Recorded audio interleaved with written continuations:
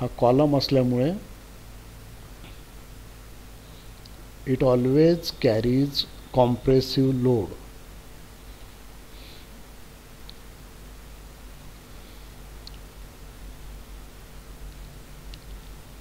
हा कॉलम आहे. प्रॉब्लेममध्ये काय दिलं आहे ते महत्त्वाचं असते. हा कॉलम दिलेला आहे आणि मी कालच सांगितलं column, pillar, strut, STRUT strut, हे जे मेंबर असतात याच्यावर नेहमी कॉम्प्रेसिव्ह लोड असते. त्याच्यामुळे आणि त्याच्यावर त्यांनी लोड दिलेला आहे 600 किलो न्यूटन आणि त्याच्यात काही म्हटलेलं नाही लोड टेन्साईल आहे की कॉम्प्रेसिव्ह आहे, ते तुम्हाला याच्यावरून ठरवायचं आहे. It is a column. आता इथे पहा मी दुसरी फिगर काढतो.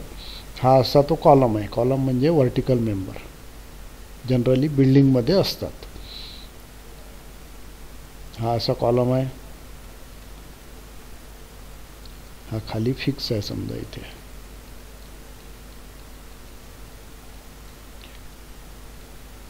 आणि हा जो फिगरमध्ये दाखवलेला हा रेक्टँग्युलर सेक्शन आहे, हा तुम्हाला इथे पाहायला मिळेल त्याचा. हा असा हा तो रेक्टँग्युलर सेक्शन आहे या कॉलमचा. ही या कॉलमची हाईट किंवा लेंथ म्हणा h. आता या कॉलमची सेंट्रॉइडल ॲक्सिस, ही या कॉलमची सेंट्रॉइडल ॲक्सिस आहे. आता लोड कुठे लावलेला आहे? या ठिकाणी. This is the position of load and load is compressive. P हा P आहे, तो इथे तुम्हाला इथे दिसेल तो. This is the position of P and this is eccentricity E. ती इथे दाखवली आहे पहा, इसेंट्रिसिटी E आणि ही पोजिशन ऑफ P. तर तो हा P ची पोजिशन आहे सेक्शनमध्ये या ठिकाणी. तर हा P लावल्यामुळे आता ही फिगर पाहिल्यावर तुमच्या नक्की लक्षात येईल का हा कॉलम या ठिकाणी P लावल्यामुळे कसा वाकेल. दोन पॉसिबिलिटीज आहेत. हा असा वाकेल,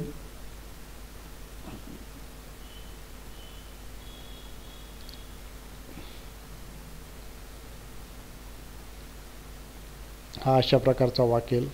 फिगर बरोबर नाही काढता येत मला. किंवा अशा प्रकारचा वाकेल. काय बरोबर वाटते याच्यातलं?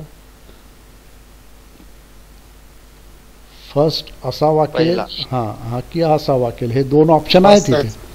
तर हे कोणाच्याही लक्षात येते, याच्यात सॉमची गरज नाही आहे. तर हा असा वाकेल 1 नंबर, बरोबर आहे. आता हा 1 नंबर यासारखा वाकला म्हणजे तुमचं बोट जर तुम्ही वाकवून पाहिलं तर इथे काय होईल?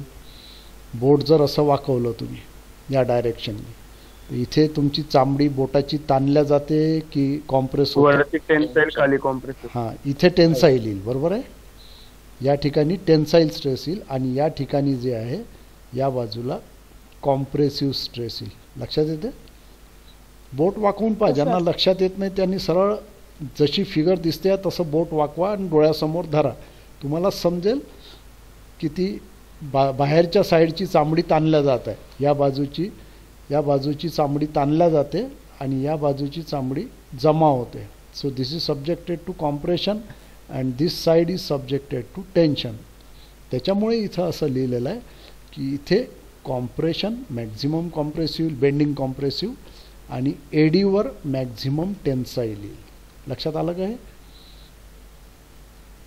ही फिगर काढून, ही फिगर काढून पाहायची, तुम्हालाच लक्षात येईल. जनरली आपण प्रॉब्लेम सॉल्व करताना हा सेक्शन काढतो फक्त. ॲक्च्युली हा सेक्शन आहे, त्याचा मेंबर असा राहणार आहे, तो त्याला काहीतरी हाईट किंवा लेंथ राहणार आहे.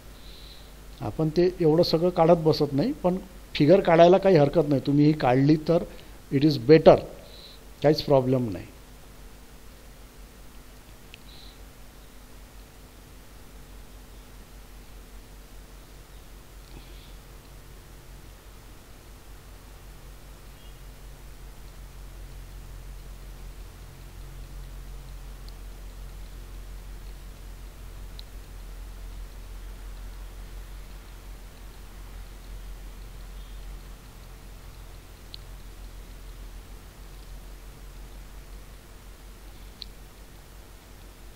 आणि त्याच्या आधी थोडंसं बेंडिंग स्ट्रेसेसचं टॉपिक पाहून घ्यायचं. तिथे आपण बीम हॉरिझॉन्टल पाहिलेले आहेत, आणि हॉरिझॉन्टल बीमवर जर सॅगिंग बेंडिंग मुवमेंट येत असेल, असा वाकत असेल सरळ घमिल्यासारखा, तर खालच्या बाजूला टेन्शन, वरच्या बाजूला कॉम्प्रेशन. तसंच इथे सुद्धा एका बाजूला कॉम्प्रेशन आणि दुसऱ्या बाजूला टेन्शन येणार आहे. सो ही झाली बेंडिंग स्ट्रेस. हा फॉर्म्युला सगळ्यांना माहीत आहे, आपण बेंडिंग स्ट्रेसेसमध्ये पण शिकलेलो आहे. So it comes out to ±16 newton per mm².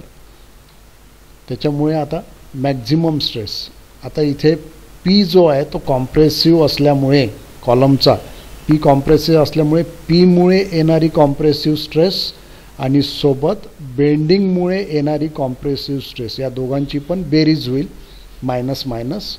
त्याच्यामुळे इथं लिहिलेलं आहे sigma max is equal to sigma B C is equal to minus sigma A और sigma D minus sigma B. पा दोन्ही मायनस घेतलेले आहेत कारण की दोन्ही कॉम्प्रेसिव्ह आहे. So -10 -16 it comes out to -26 newton per mm² compressive.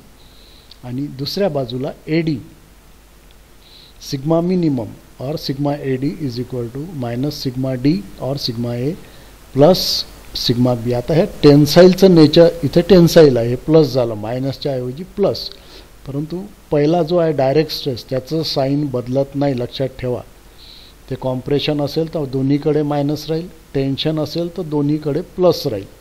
पीचं nature जसं असेल त्याप्रमाणे, त्याचा मुवमेंटशी काही संबंध नाही. So it is -10 + 16 + 6 newton per mm² tensile. म्हणजे थोडक्यात या बाजूला टेन्साईल स्ट्रेस येऊन राहिली आहे आणि बी सीवर कॉम्प्रेसिव्ह स्ट्रेस येऊन राहिली आहे. आणि त्यानुसार हा डायग्राम काढलेला आहे, पहा bending stress distribution diagram. B सीला इथे 26 न्यूटन पर mm² कॉम्प्रेसिव्ह आणि at the edge AD it is 6 newton per mm² tensile maximum इथे. आणि जसं जसं आतमध्ये जाल तसं तसं ही टेन्साईल स्ट्रेस कमी कमी होत जाईल, 6 पासून कमी कमी होत जाईल. कुठल्या तरी एका पॉईंटला ती 0 मिळेल आणि मग तिथून पुन्हा वाढत वाढत कॉम्प्रेसिव्ह वाढत वाढत जाईल, लिनियर एकदम स्ट्रेट लाईन, आणि इथे मॅक्झिमम कॉम्प्रेसिव्ह मिळेल तुम्हाला. एक लक्षात घ्या, दिस व्हेरिएशन इज लिनियर. इथे स्ट्रेट लाईन येते. आणि मागच्या प्रॉब्लेममध्ये सांगितल्याप्रमाणे तुम्हाला पाहिजे असलं तर तुम्ही कुठल्याही लेवलला इफेक्टिव्ह स्ट्रेस काढू शकता या डायग्रामवरून, सिमिलर ट्रायंगलची प्रॉपर्टी वापरून इथे वापरता येईल. किंवा कोणी तुम्हाला प्रॉब्लेममध्ये विचारलं हे डिस्टन्स काढा, फाइंड दिस डिस्टन्स. समजा हे डिस्टन्स मी एक्स घेतलं तर हे एक्स डिस्टन्ससुद्धा काढता येते.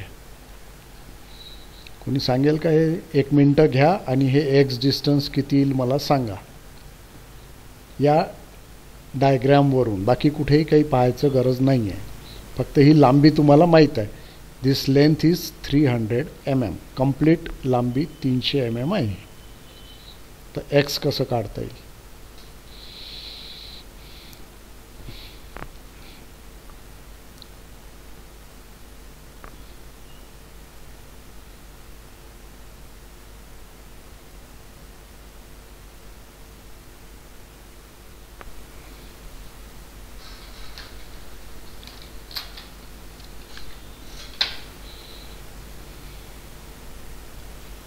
$243.75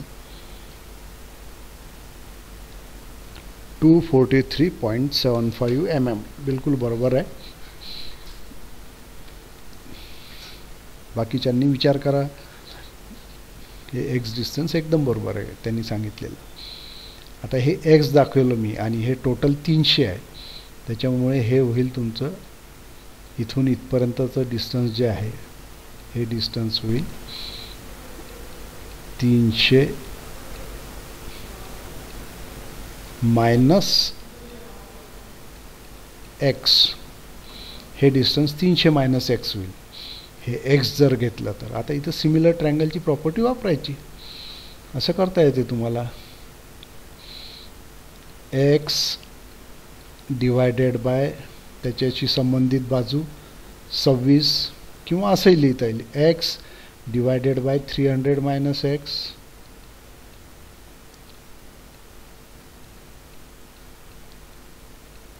इज इक्वल टू एक्सच्या संबंधित हे 26 आहे आणि 300 मायनस एक्सच्या संबंधित हे 6 आहे, म्हणजे 26 डिवायडेड बाय 6. याला सॉल्व केलं तुम्ही की एक्सची व्हॅल्यू मिळून जाईल सिमिलर ट्रायंगलच्या प्रॉपर्टीवरून. बरोबर लिहिलं का रे मी इक्वेशन की काही चुकलं? इक्वेशन बरोबर आहे. हे डायरेक्ट कॅल्क्युलेटरवर असंच्या असं इक्वेशन लिहिलं तरी त्याचं उत्तर काढता येते. हो सर. तर मी कॅल्क्युलेटरवर काढून पाहतो याच्यात आहे का. हो आहे.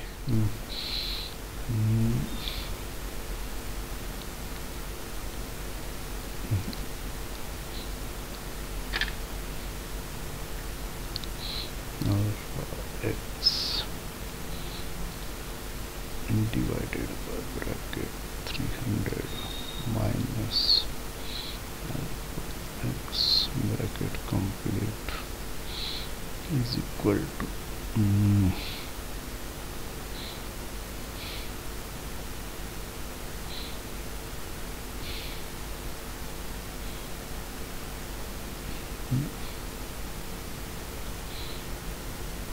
26 divided by 6 shift so 243.75.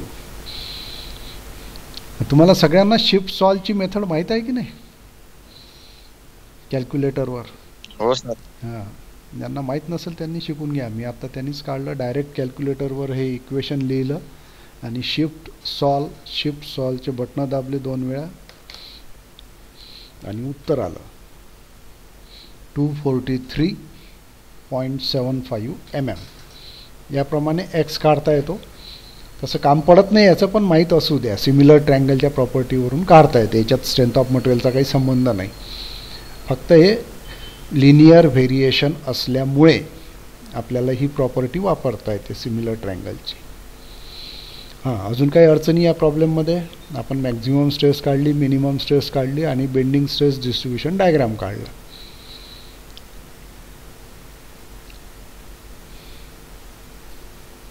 Okay, will continue further.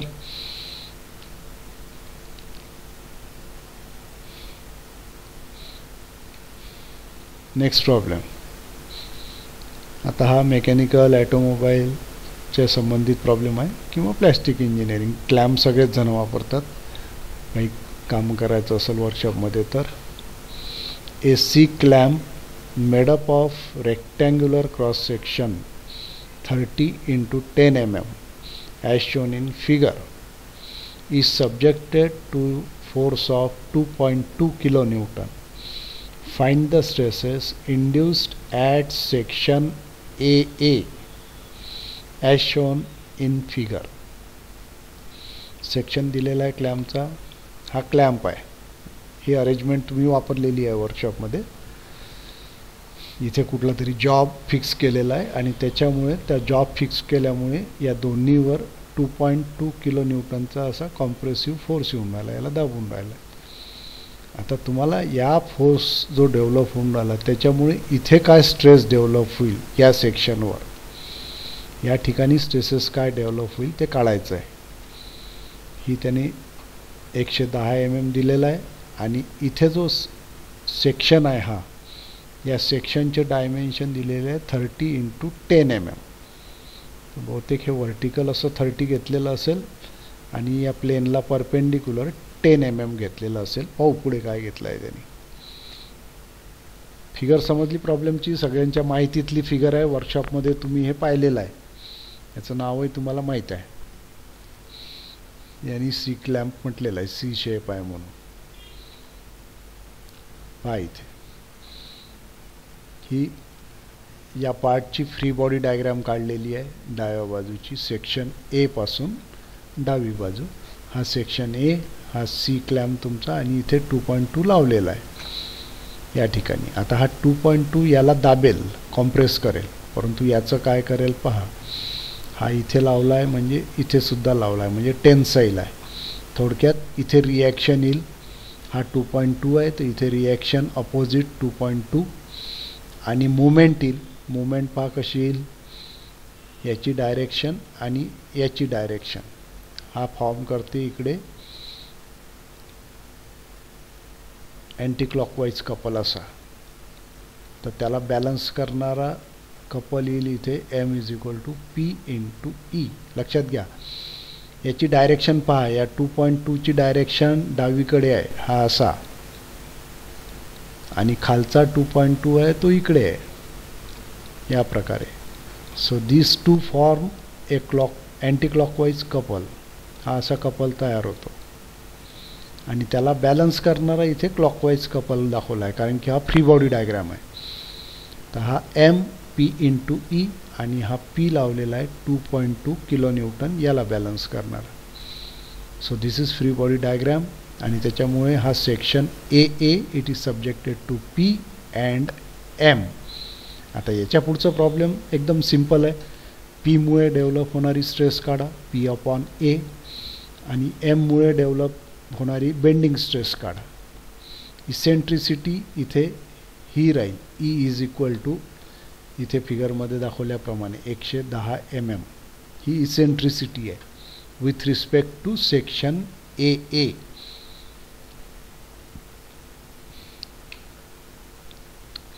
So A = B × D दिलेला आहे प्रॉब्लेममध्ये 30 × 10.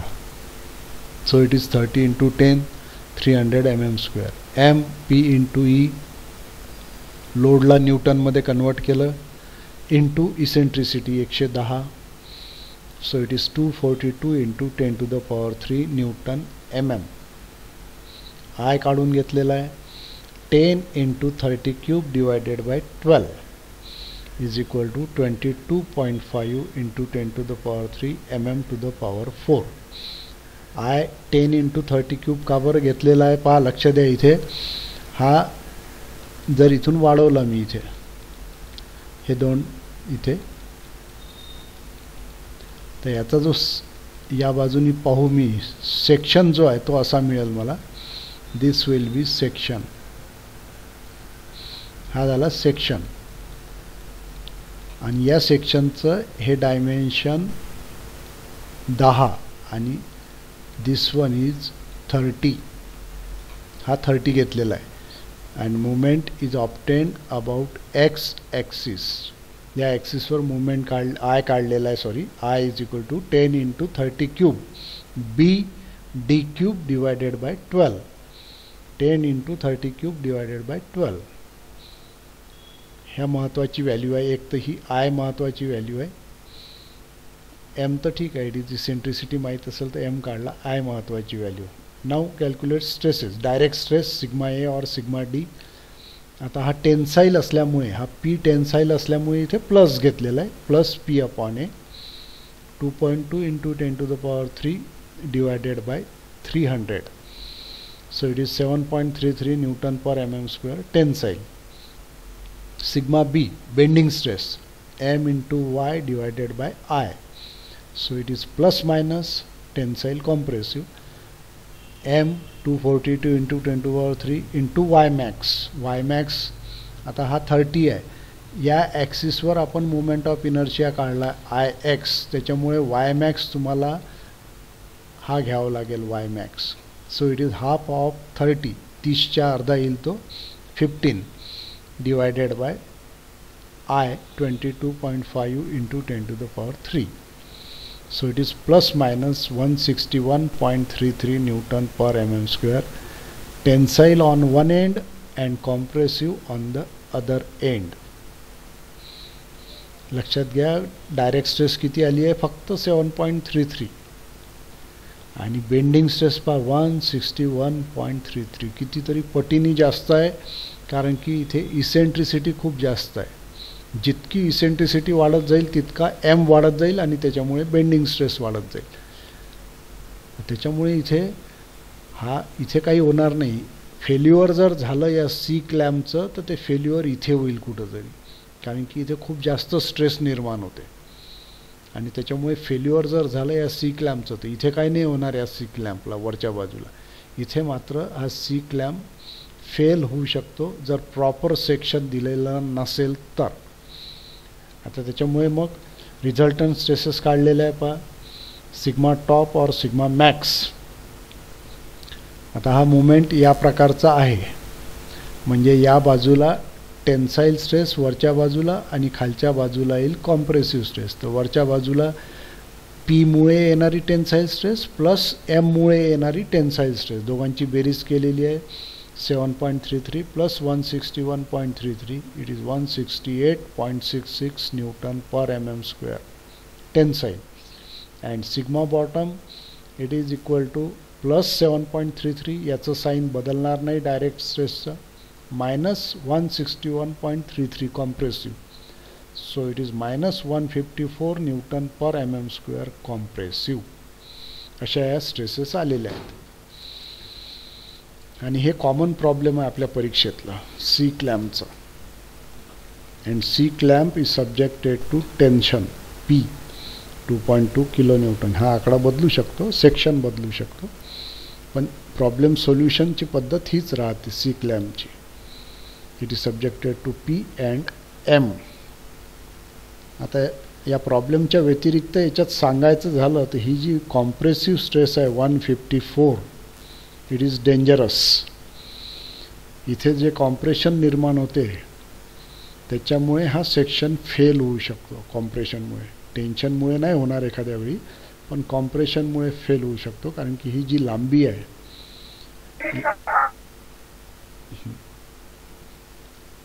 ही लांबी जी आहे, लांबी जर जास्त असेल आणि हा सेक्शन खूप बारीक असेल तर या कॉम्प्रेसिव्ह स्ट्रेसमुळे इथे बकलिंग होऊ शकते. बकलिंग म्हणजे तिथे बेंड होऊ शकतो तो, आणि तो फेल होऊ शकतो. त्याच्यामुळे कॉम्प्रेसिव्ह स्ट्रेस इज डेंजरस या टेन्साईलपेक्षाही. टेन्साईलला एवढा प्रॉब्लेम नाही आहे कारण की ते स्टीलचा राहील, स्टीलची टेन्शन कॅरिंग कॅपॅसिटी खूप जास्त असते. आपल्या इथे जे सध्या स्टील वापरते तिथे 250 न्यूटन पर mm² कमीत कमी, इथपर्यंत तर काही प्रॉब्लेम नाही आहे. 250 Newton per mm² tensile mild steel असेल तर. परंतु कॉम्प्रेशनमध्ये मात्र प्रॉब्लेम येऊ शकतो आणि तो फेल होऊ शकतो सेक्शन. त्यानंतर तुम्हाला विचार करायचा आहे मशीन डिझाईनमध्ये, मशीन डिझाईन किंवा ॲटोमोबाईल कंपोनंट डिझाईन किंवा प्लॅस्टिक कंपोनंट डिझाईन, तिथे सगळ्या ठिकाणी याचं काम पडते.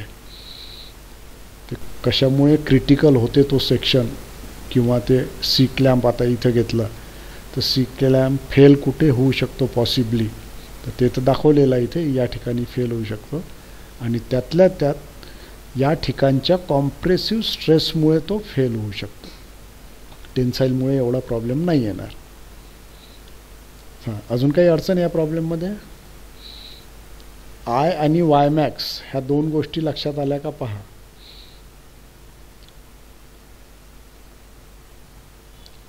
आता मी इथे 10 हॉरिझॉन्टल दाखवलेलं आहे आणि 30 व्हर्टिकल दाखवलं आहे. असं का दाखवलं याचा विचार जर करायचा असेल तर तुम्ही हाच प्रॉब्लेम 30 असं घेऊन पहा आणि 10 असं घेऊन पहा आणि प्रॉब्लेम सॉल्व करून पहा. हा 30 घेतला आणि 10 असा घेतला तर काय होईल? मोमेंट ऑफ इनर्शिया एकदम कमी होऊन जाईल. आयची व्हॅल्यू कमी. हां, आयची व्हॅल्यू एकदम कमी होईल. वाय मॅक्स सुद्धा कमी होऊन जाईल. बरोबर आहे. महत्त्वाचं आयची व्हॅल्यू कमी होईल. आणि या कॅल्क्युलेशनमध्ये सिग्मा बी कॅल्क्युलेशनमध्ये आयची व्हॅल्यू जर कमी झाली, कारण की तो डिवायडेड बाय आय आहे, it is divided by I, ही आयची व्हॅल्यू कमी झाली तर ही बेंडिंग स्ट्रेस एकदम जास्त वाढून जाईल, खूप जास्त वाढेल. म्हणजे ही 161 आली, ही कदाचित तुमची 400-500 चालली जाईल, असंही होऊ शकते. काढून पहा, तुमच्याच लक्षात येईल. त्याच्यामुळे ज्या ॲक्सिसवर बेंडिंग असते त्या ॲक्सिसला परपेंडिक्युलर डायमेन्शन हे मोठं ठेवायचं असते जर वेगवेगळे असेल डायमेन्शन तर. आता इथे जसं 10 आणि 30 आहे तर या ॲक्सिसला, ॲक्सिस ऑफ बेंडिंग जी आहे त्याला परपेंडिक्युलर डायमेन्शन हे मोठं असायला पाहिजे, जेणेकरून स्ट्रेसेस कमीत कमी डेव्हलप होईल. लक्षात घ्या, कारण की BD³ फॉर्म्युला आहे मोमेंट ऑफ इनर्शियाचा B D cube divided by 12. या डीचा एकदम क्यूब होऊन जाते आणि त्याच्यामुळे मोमेंट ऑफ इनर्शिया खूप वाढतो. आणि इथे समजा सेक्शन वाढवायचं काम पडलं आपण 10/30च्या ऐवजी तर 10 नाही वाढवणार, त्या 30ला 40 करू म्हणजे मोमेंट ऑफ इनर्शिया अजून वाढून जाईल, समजा सेफ करायचं असेल त्याला तर. ओके. नेक्स्ट हा त्याचा बेंडिंग स्ट्रेस डिस्ट्रीब्यूशन डायग्राम.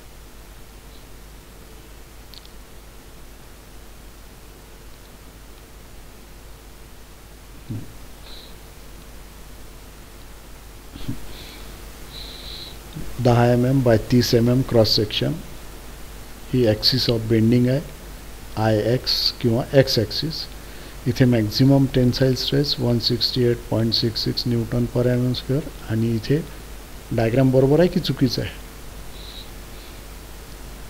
बरोबर आहे, कारण की खालच्या बाजूला कॉम्प्रेसिव्ह स्ट्रेस आहे. तर ही कॉम्प्रेसिव्ह स्ट्रेस आहे इथे. This will be 154 newton per mm square या ठिकाणी. आणि ही जे डेप्थ राहील ती 30 mm. असा हा रिझल्टंट स्ट्रेस डिस्ट्रीब्यूशन डायग्राम झाला याचा. प्रत्येक ठिकाणी हा काढलेला आहे डायग्राम, तिन्ही प्रॉब्लेममध्ये आतापर्यंत पाहिला आपण. Resultant stress distribution diagram. Okay.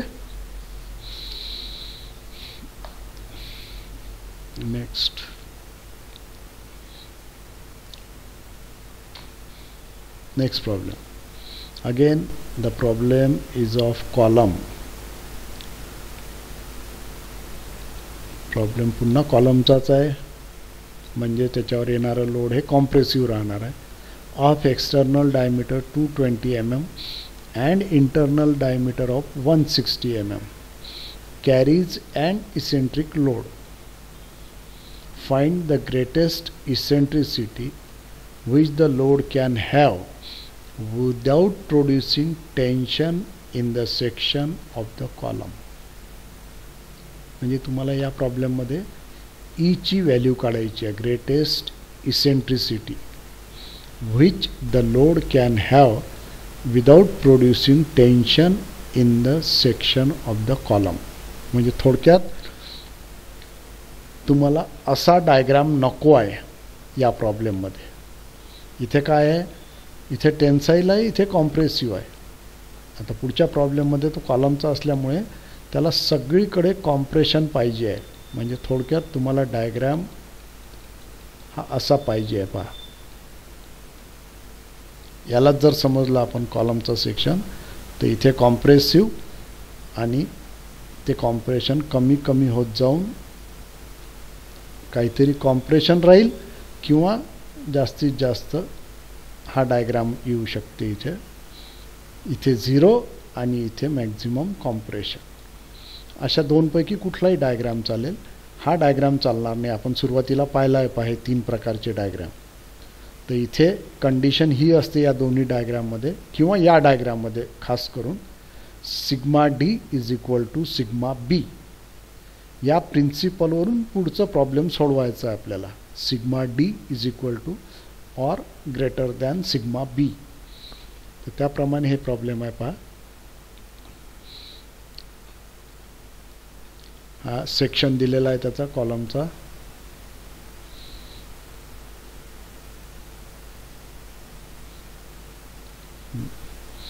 External diameter 220 आणि internal diameter 160. I pi capital D to the power 4 minus internal D to the power 4 divided by 64. हा मोमेंट ऑफ इनर्शिया काढून घेतलेला आहे त्यांनी. हे डायमेन्शन दिलं आहे. E for no tension. Area काढला आहे. A external diameter square minus internal diameter square divided by 4 pi D square upon 4. Area मिळाला. Y max is capital D divided by 2 म्हणजे 220च्या अर्धा एक्सटर्नल डायमीटर. कुठल्याही ॲक्सिसपासून मोजला तर वाय मॅक्स तुम्हाला ही radius मिळेल 220च्या अर्धी Y max.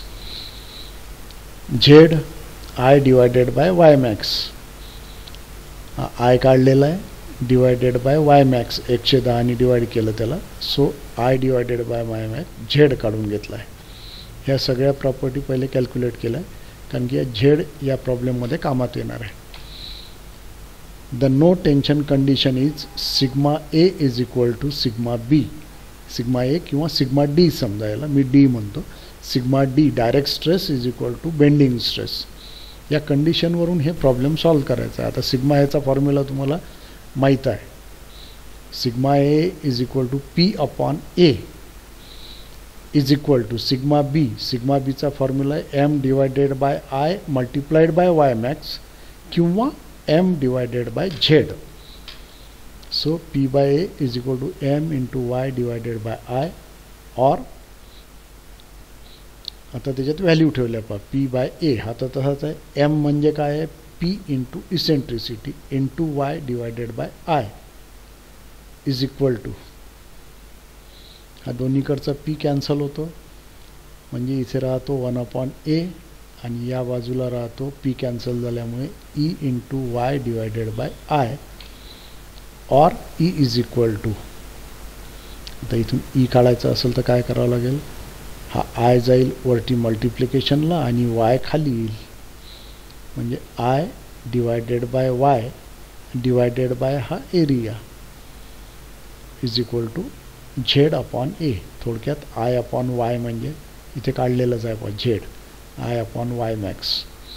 So I upon Y max is Z divided by A. थोडक्यात कुठल्याही सेक्शन करता ई मॅक्स काढायचं असेल तर झेड डिवायडेड बाय ए हा फॉर्म्युला तुम्हाला वापरायचा आहे लक्षात घ्या. So E is equal to हा झेड काढलेला आहे डिवायडेड बाय एरिया 42.045 mm.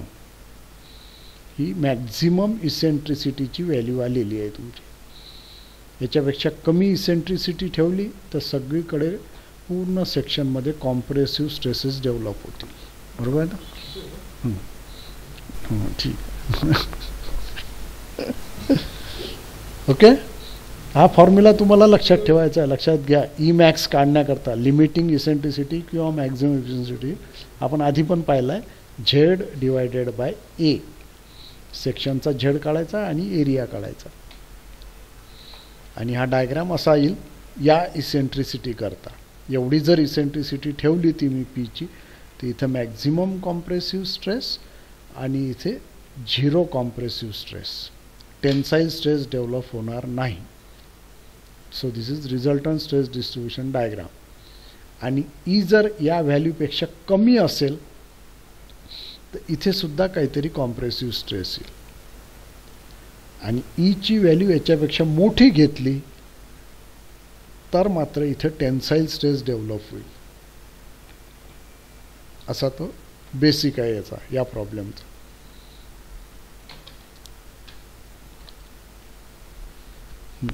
काही शंका याच्यामध्ये?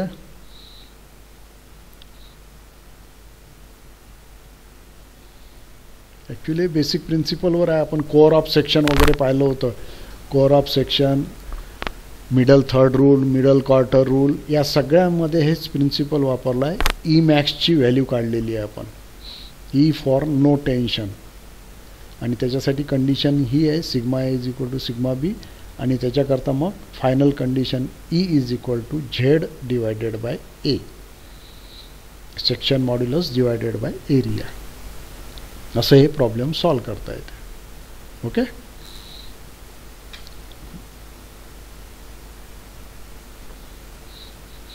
काही अडचण?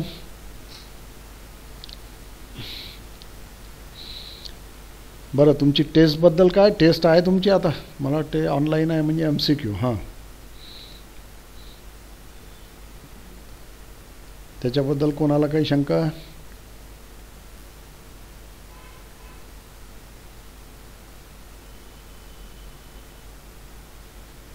सर एक रिव्हिजन घ्या तुम्ही. हां काय म्हटलं? रिव्हिजन हो सर. Hello sir. एखादी रिव्हिजन टेस्ट मध्ये थेरी आणि प्रॉब्लेम्स दोघे पण असतील का सर? यस प्रॉब्लेम जास्त असण्याची शक्यता आहे. थिअरी कमी, प्रॉब्लेम जास्त. प्रॉब्लेम ओके सिंपल राहतील लॉजिक ज्यांना समजलं आहे त्यांच्यासाठी, कारण की एक स्टेप किंवा 2 स्टेपचे प्रॉब्लेम राहतील. असे मोठे प्रॉब्लेम राहणार नाही, कारण की तुम्हाला 2-2 मार्काचे ते प्रश्न राहणार आहेत. किती क्वेश्चन असणार आहे सर? मला वाटते बहुतेक 25 राहील, त्याच्यापैकी 20 तुम्हाला सोडवायचे आहेत आणि पाऊण तास वेळ असेल कदाचित, 45 मिनिट्स. मार्क्स किती राहतील मग सर तुझे? टेस्टचे मार्क किती असतात नेहमी? नाही सर 25 क्वेश्चन असतील तर मग ते कन्वर्ट करता येईल ना. ते समजा ते 40 पैकी मार्क झालं तर तुम्हाला 20 पैकी देण्यात येतील ते अर्धे करून, किंवा 1-1 मार्काचा 1-1 क्वेश्चन ठेवला जाईल, असं काही करता येईल. जे काही आहे ते 20 मार्काची टेस्ट आहे ती. आणि मला वाटतं मी MCQ साठी एक लिंक पाठवली होती तुम्हाला. हो सर. हां, व्हॉट्सअप ग्रुपवर. त्यांनी बऱ्यापैकी धुळ्याचे आपले पॉलिटेक्निकचेच लेक्चरर आहेत, कोराणे सर म्हणून. त्यांनी बऱ्याचशा टॉपिकवर MCQ टाकलेले आहेत. तर तुमच्या प्रॅक्टिससाठी ती लिंक मी पाठवली होती तुम्हाला, ती पहा. त्यात बरेचसे MCQ आहेत. हां, हे काही जरुरी नाही की ते MCQ त्यापैकीच काही तुम्हाला येतील असं काही जरुरी नाही आहे, कारण की मी ती टेस्ट MCQची सिरीज पाहिलेली नाही आणि पेपर मी काढेल. पण जनरल आयडिया तुम्हाला येऊन जाईल त्याची MCQ काय असतात. परंतु त्याच्यात जर प्रॉब्लेम त्यांनी घेतले नसेल तर हे लक्षात घ्या, प्रॉब्लेम तुम्हाला राहणार आहे टेस्टमध्ये. मे बी स्मॉल प्रॉब्लेम्स, 1 किंवा 2 स्टेपचं. जसं इथे हाच प्रॉब्लेम दिसतो आहे तुम्हाला. आता हा या टेस्टमध्ये नाही आहे डायरेक्ट अँड बेंडिंग स्ट्रेस, पण याच्यामध्येच मी तुम्हाला झेडची व्हॅल्यू डायरेक्ट दिलेली असेल फॉर नो टेन्शन कंडिशन, आणि त्या सेक्शनचे डायमेन्शन्स दिले असेल आणि झेड डायरेक्ट दिलेला असेल, तर त्याच्यावरून तुम्ही एरिया काढू शकता डायमेन्शन्सवरून, आणि मॅक्झिमम इसेंट्रिसिटी विचारलेली असेल असा MCQ राहू शकतो. म्हणजे हेच प्रॉब्लेम मी MCQच्या स्वरूपात विचारू शकतो. फक्त तुम्हाला एवढे कॅल्क्युलेशन करावे लागू नये म्हणून त्या सेक्शनची डायरेक्ट व्हॅल्यू कदाचित मी तुम्हाला देऊन देईल, आणि एरिया तुम्हाला काढावा लागेल. डायमेन्शन्स दिलेले असेल, एरिया काढला, झेड काढला, झेड मी दिलेला आहे, त्याच्यावरून तुम्हाला मॅक्झिमम इसेंट्रिसिटी दुसऱ्या स्टेपमध्ये मिळून जाईल. अशा प्रकारचे प्रॉब्लेम राहू शकतात. परंतु तुम्हाला माहीत पाहिजे प्रॉब्लेम कसे सोडवायचे स्टेप बाय स्टेप, त्याच्यावरून तुम्हाला ते कॅल्क्युलेट करता येईल सहज. खूप कठीण राहणार नाही, पण ज्यांना समजलं आहे त्यांच्यासाठी एकदम सिंपल राहील ती टेस्ट, काही अडचण नाही. ओके सर, तीन डायरेक्ट chapter राहणार आहे ना, डायरेक्ट सर? बेंडिंग स्ट्रेस पर्यंत सिलेबस येणार आहे का? नाही, सिलेबस मी पाठवलेला आहे तुम्हाला व्हॉट्सअप ग्रुपवर. मला वाटते स्ट्रेस स्ट्रेन, SFD BMD आणि मुवमेंट ऑफ इनर्शी असे 3च टॉपिक. हां, ओके. चालेल. हां, आता मी थांबतो आहे. राहिलेले प्रॉब्लेम उद्याच्या लेक्चरमध्ये कंटिन्यू करू. हां.